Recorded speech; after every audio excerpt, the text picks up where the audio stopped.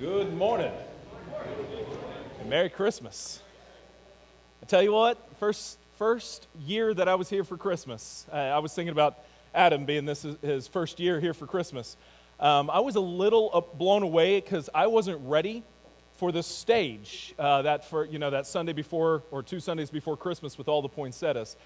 And now, like, these 2 Sundays are some of my favorites. I love poinsettias already, but they're beautiful, and it makes, OCL and I were chatting, we were taking them all in, saying, OCL he's shorter than I am, and he has his poinsettias coming up to the pulpit there, and I was like, man, it's going to look like you're preaching through the flowers there, and so I was considering, I'll do the same thing just to blend in. Maybe I shouldn't. But in a great time of year. I mean, so many things. I love this season. I love so many things that go on. People are nicer, generally speaking, this time of year. Have you noticed that? And some of you are like, not in my case, not what I've seen. But really, I'm always impressed with this. I had my older 2 daughters. We were doing some Christmas shopping. We were at just one of the Dollar Tree store. And the lady in front of us, as we're waiting in line, we're there, it's holiday season. We're in line for a while. The lady in front of us says, do you mind if I buy your kids a piece of candy? They can choose that whatever. And I said, no, I don't mind at all as long as you buy me one too. It's fine. I'm kidding about that second part. They didn't have Reese's peanut butter cups, so why bother anyway? But it was way cool. We didn't know this woman from Adam or Eve or however that statement goes. We didn't know her at all. She didn't know us. But she blessed us that day. And it was really cool. And people tend to do that a little bit more this time of year. There's just something in the air. There's just something that goes on this season. For some people, it's the decorations. That's what gets them in the mood. Gets them excited, gets them in this wonderful spirit. For some people, it's the weather. And some of you are like, them be crazy people. I'm one of those crazy people. It can't get cold enough for me here in Texas. And so I'm like, as soon as it starts shifting, I'm like, oh, yes, it's coming. Winter's coming. Wait, that's another story. But the whole thing is, there's whatever it is, decorations, whether it's the hopes of what gifts you might receive, the time with family, maybe the much-needed winter break for some, or maybe for others, it's truly something that is based upon the joy of the season. The joy that it brings. We bring a lot of things. I'm convinced that every one of us brings something slightly different to this season. Some of us with the anticipation, some of us with some regret, some of us with joy, and some of us with grief. And all of us bring something different to the table.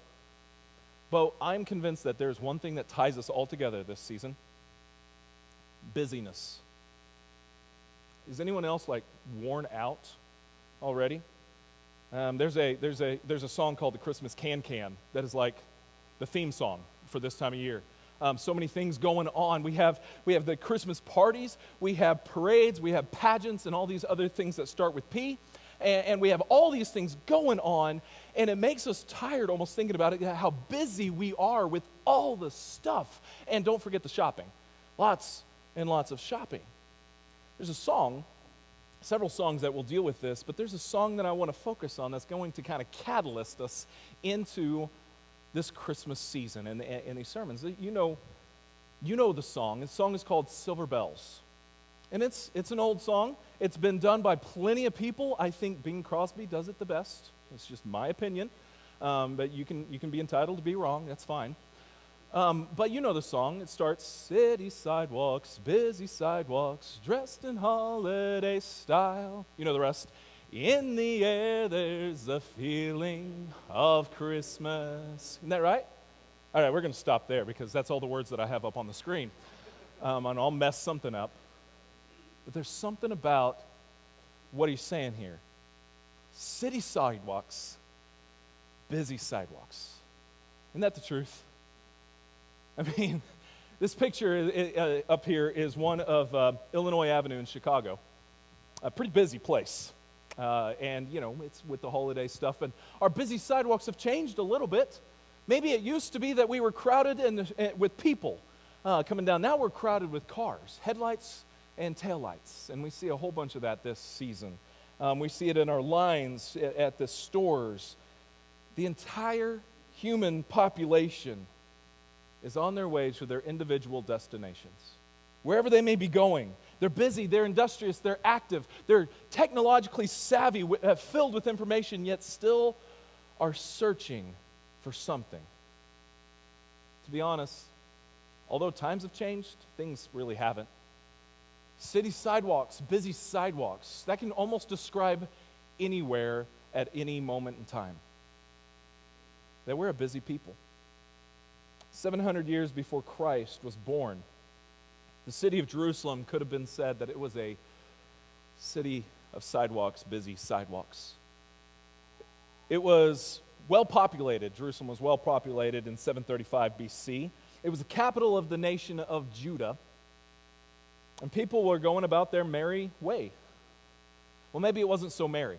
See, what we understand in the background of the story there in 735 before Christ, BC, this is about Isaiah 7.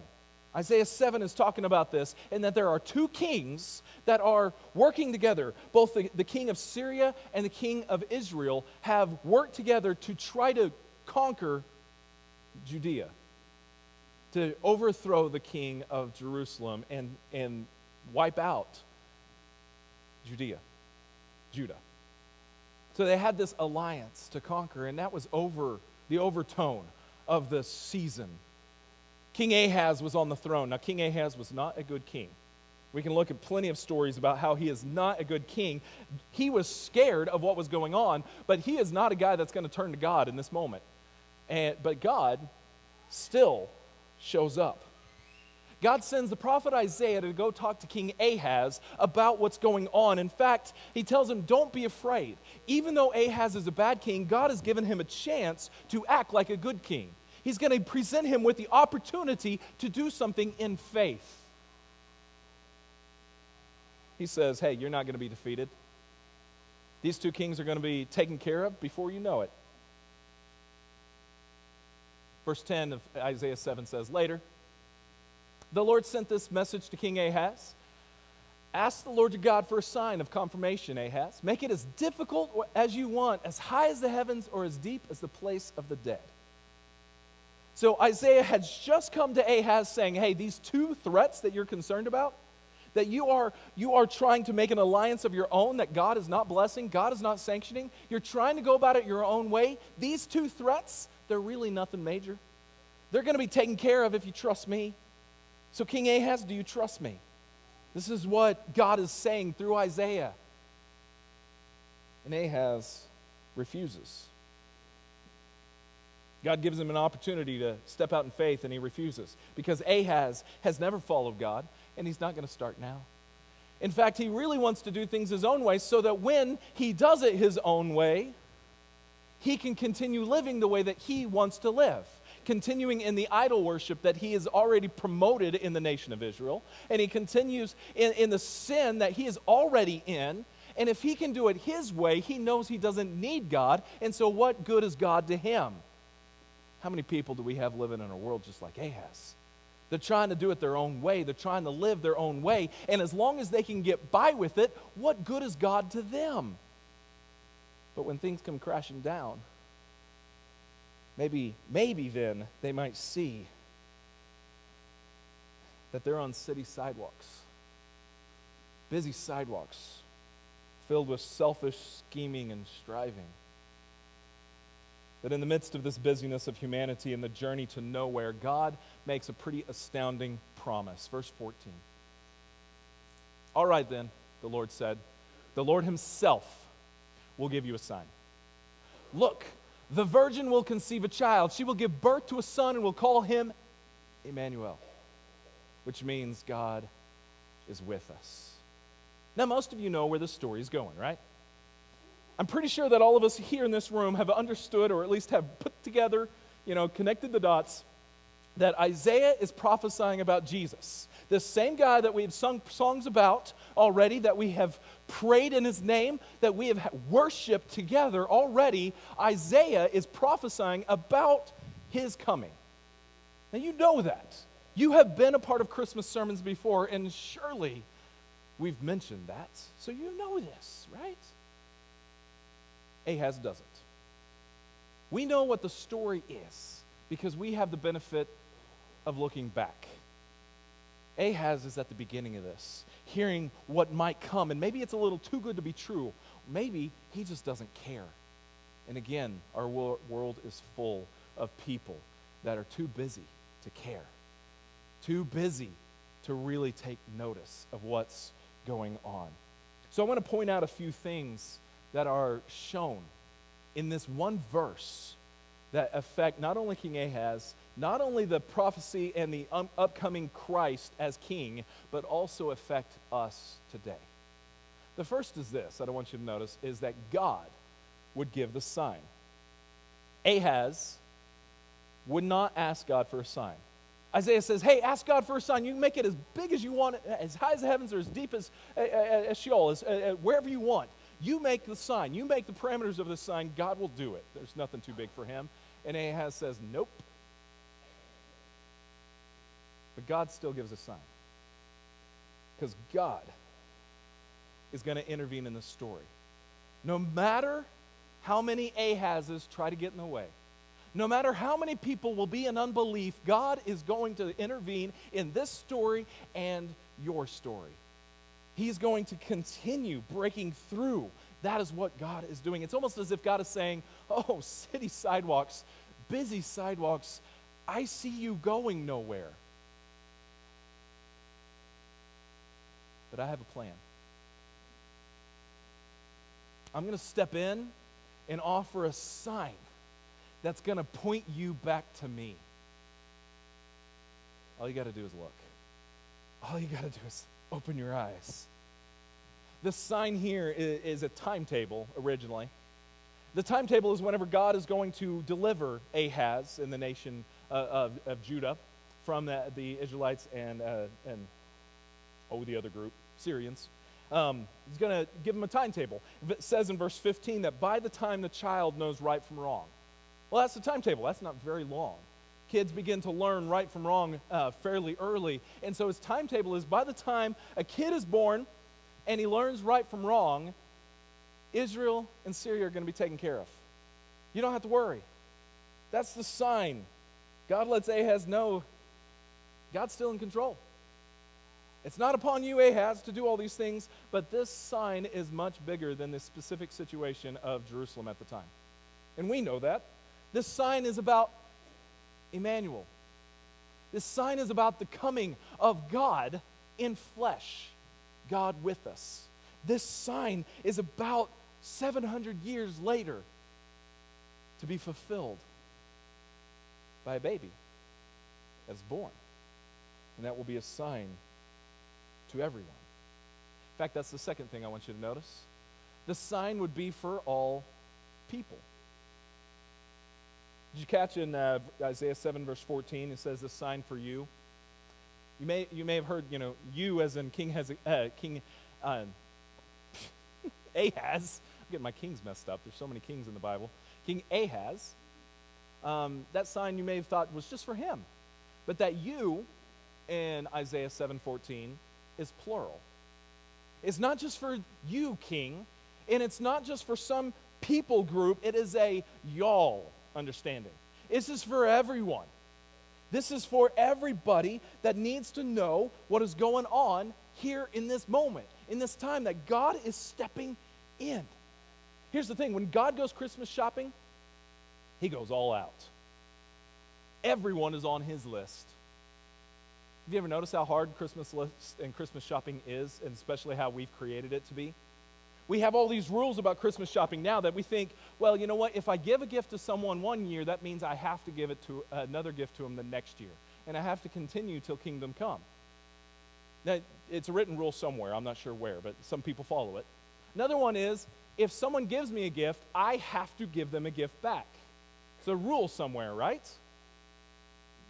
Well, some people follow it as well. Another rule that we add is, well, it has to be as equal of value as possible, if not even more than they gave me.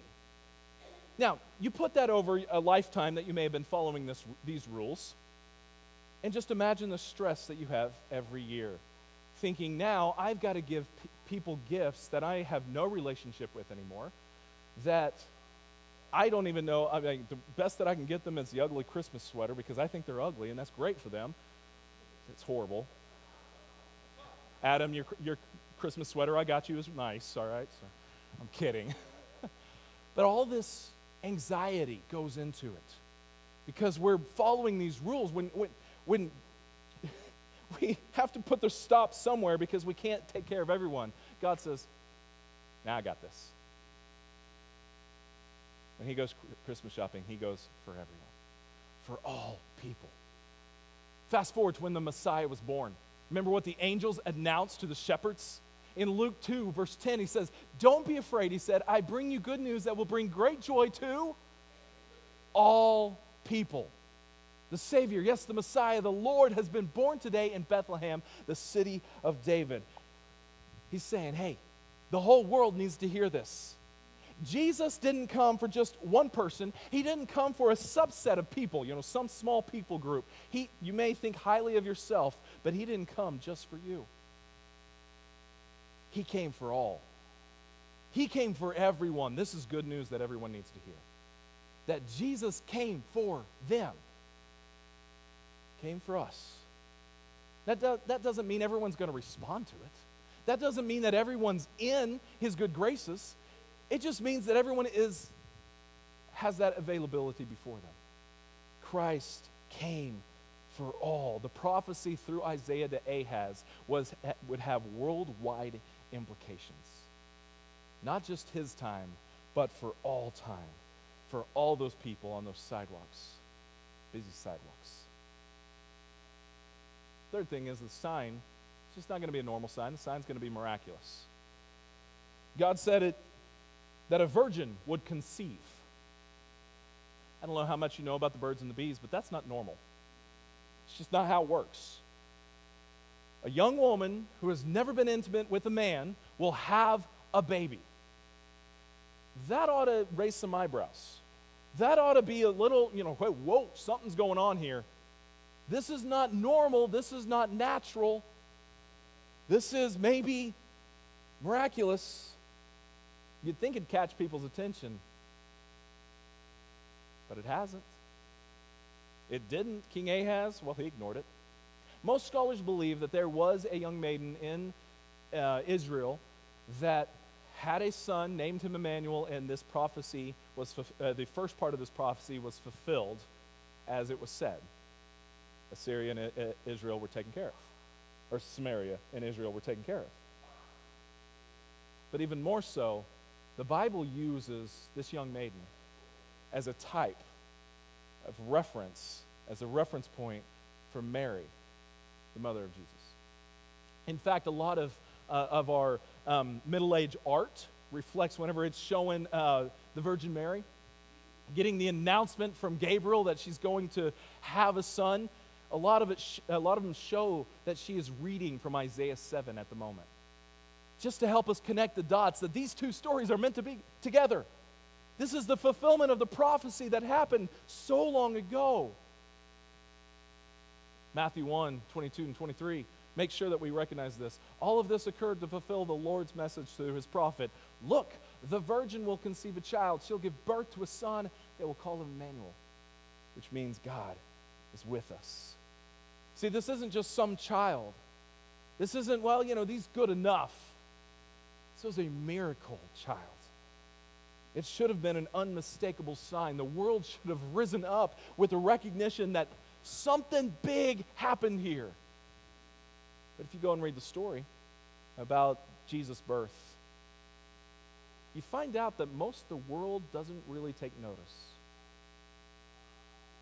However, it happened at the inn, they didn't really notice. Those along the road may not have really noticed. And in fact,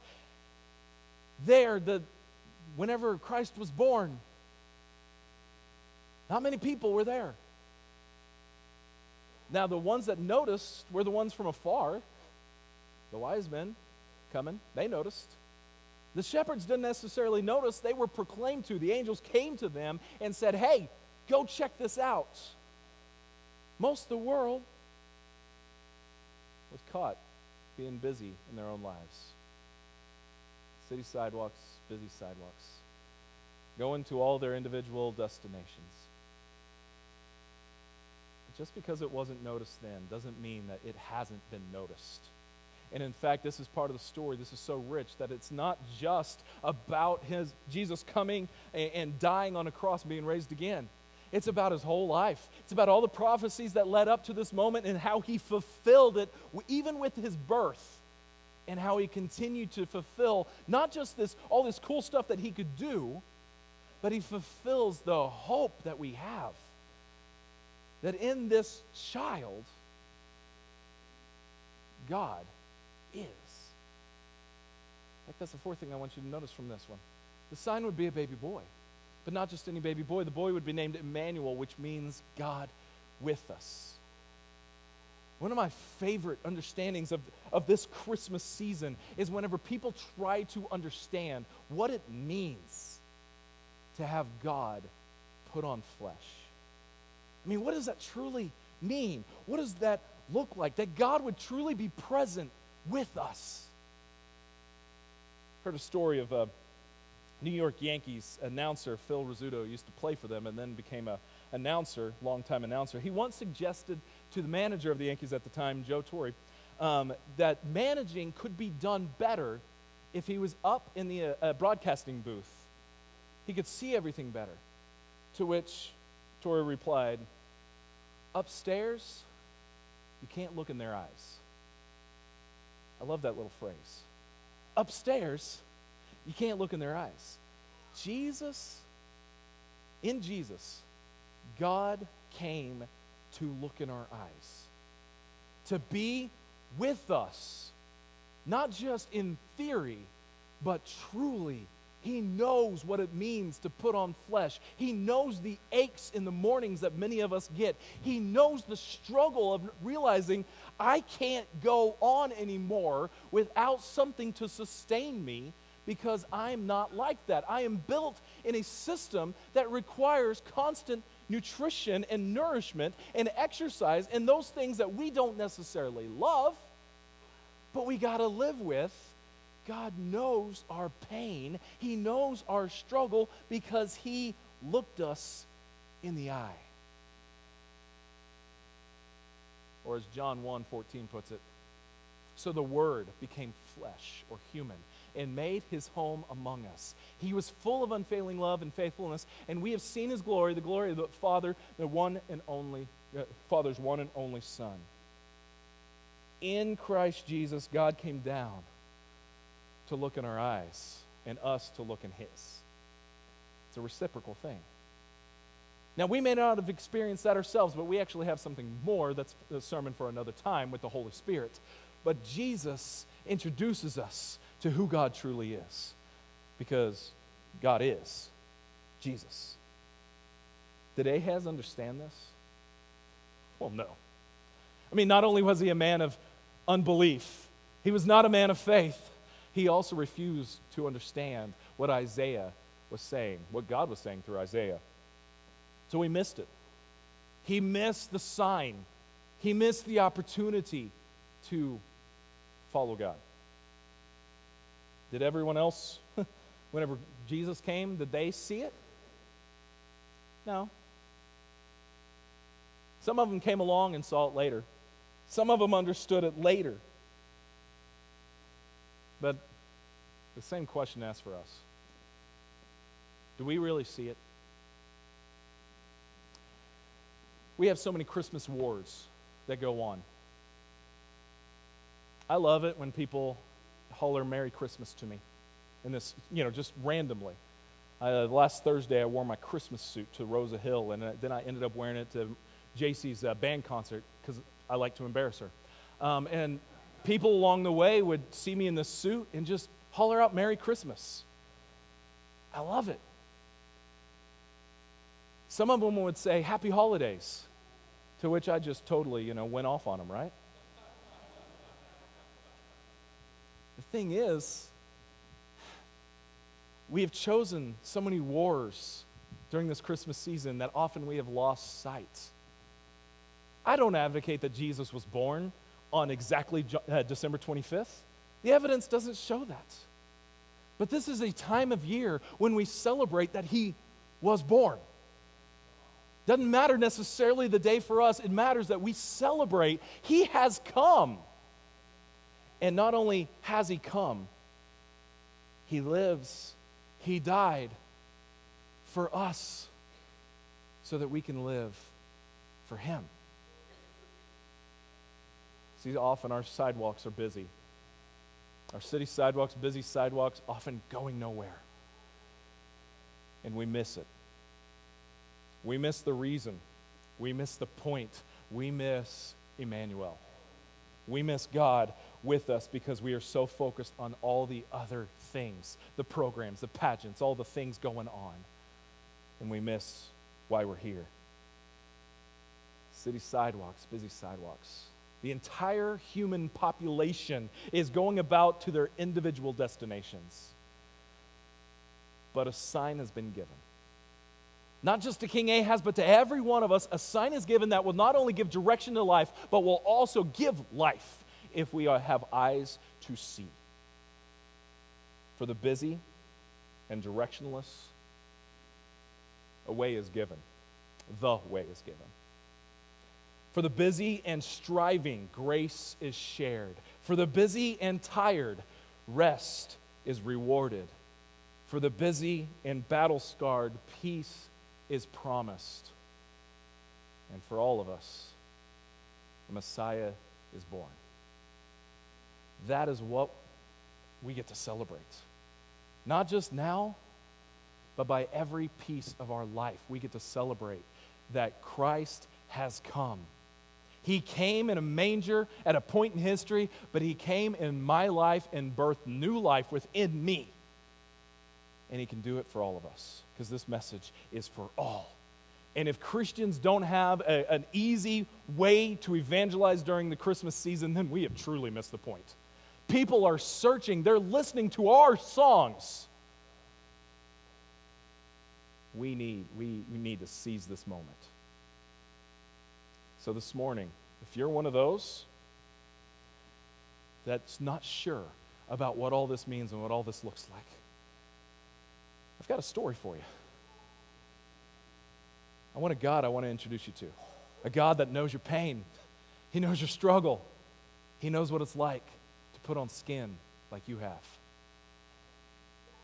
If you want to follow a God that would become human so that we all could be with God, I want to tell you about the opportunity that you have. Not just now, but set before you at any time that you choose to hold on to it. An opportunity to give your life to him through the waters of baptism, becoming his family. So this morning, if you need prayers, if you need a little hope in this hard season for some of you, or if you need just a little bit of encouragement to go and do what God has called you to do, to share this good news, to go and tell it on the mountain, to proclaim to everyone not only that Christ is born, that he loves them, and he wants them to be a part of his family. If you need a little bit of encouragement this morning, would you let it be known? Elders, ministers will surround this auditorium. Find one of us, talk to us. Come as we stand and as we sing.